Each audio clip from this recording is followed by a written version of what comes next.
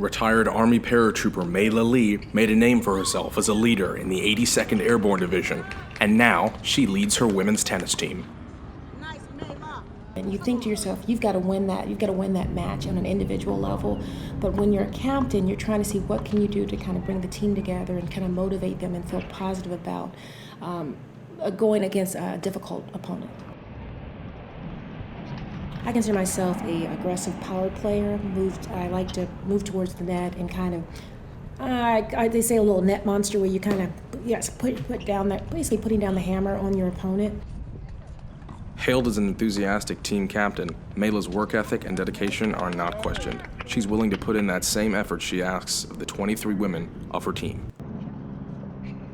I've played on a lot of teams for the past 30 years, and she's probably one of the most enthusiastic captains that I've met. That's why I was like, I'm coming to watch you guys, because she's in it. She's in it to win it when I say that.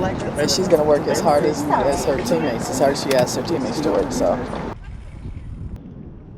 They also spare no expense. They've got the nicest rackets, the biggest bags, the most shielding sun protection, and a great leader to go along with that. How do you handle loss? Handle loss. Well, I consider myself an intense competitor, so I don't like to lose. It's not a time match. We don't play time matches here. We have never played time matches. Did you not see the local? It's not a local league rule. It's if we decide to. Yeah, let me get the rule book for you. No. The rules are the rules no matter what, and Mayla, as efficient as she is, she carries the rules with her just so when incidents like this happen, you don't take my words for it. She brought the paperwork, the rules that proved exactly what she was saying. So she's like, I'm not making up the rules. I can prove it to you. She came over here to kick us off. Oh, wait, let's look and see. Hold on, because I'm pretty sure. No, it's our decision. How this usually works is if this is usually a time match or not. It's never been a time match here. You don't have to believe me, but believe what rules are set in place for issues like this, and that's what those rules are for, to solve disputes like we had today, and she did an impeccable job.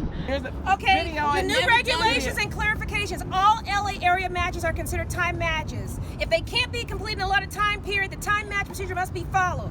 But that's the new regulations and new regulations and clarifications. That's exactly what it says right there. No. When you're playing in a match and you're out there and you're fighting tooth and nail with your partner, and you look over there and your teammates are cheering you on and come on and saying right here, right now, it's awesome. It's just, you feel like you're on cloud nine.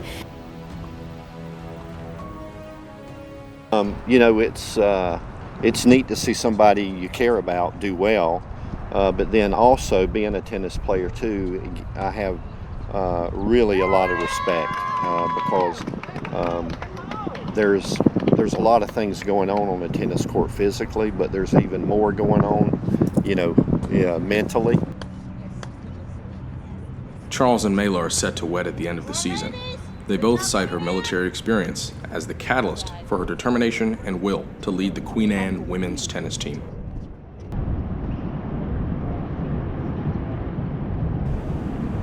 Tell me about your childhood.